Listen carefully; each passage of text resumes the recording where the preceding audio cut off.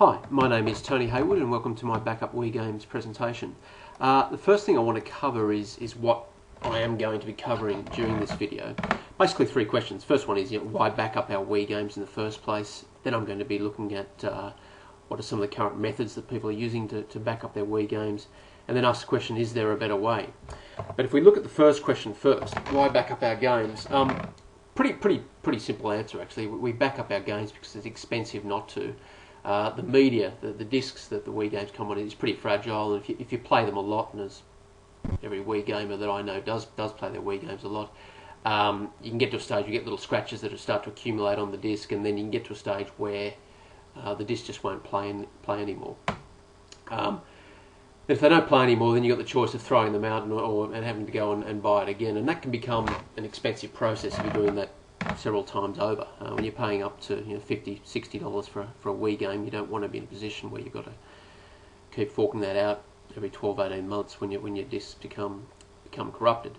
So therefore it makes sense, it makes economic sense to protect our investment and to make a backup or a copy of the games that we've already bought.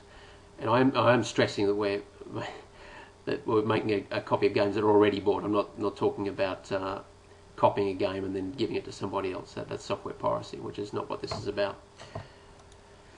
So if we now go on and look at some of the current methods that people are using to back up their Wii games, it basically comes down to two approaches. The first is to install a Wii mod chip onto your Wii console. Look, a mod chip is basically an electronic device that allows you to override some of the security measures that you find within the firmware of your Wii console.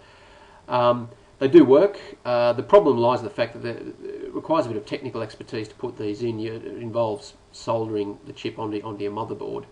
And in addition to that, you've got Nintendo always taking steps to fight against mod chips. So they'll keep changing their DVD drives, or they'll put glue over the security chips so they can't easily be taken out. So that leads the hacking community to in turn to lift their games. So now you've got things like drive chips which bypass the motherboard altogether and actually connect to the optical drive.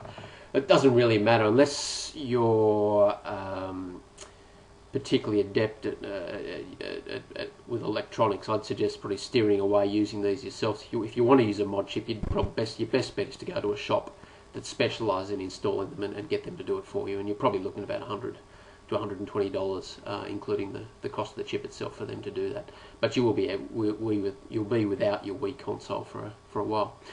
So that's one approach. The other approach is it doesn't require a mod chip, but is probably more complicated to my mind, and that's to use of the homebrew channel, DVD burner, an SD card, and image burn.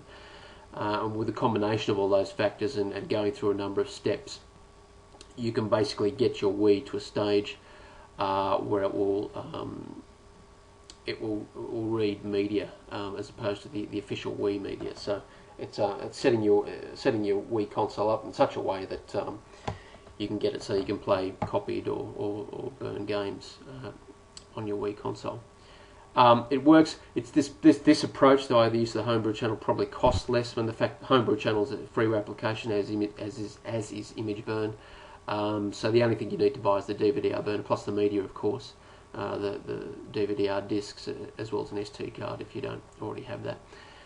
So it's cheaper than the use of mod chips, but it is a fairly complicated process and probably not one that's that recommended for people who just want to get on to backing up their Wii games in an easy way.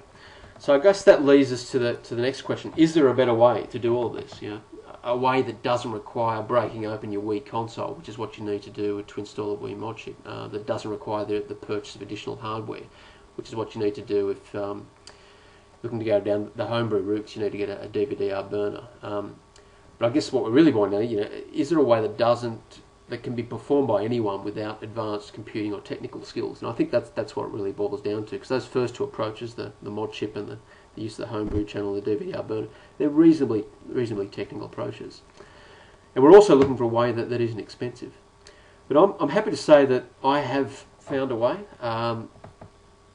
that isn't expensive, that can be performed by anyone, that doesn't require the purchase of additional hardware. It's a very, very straightforward approach.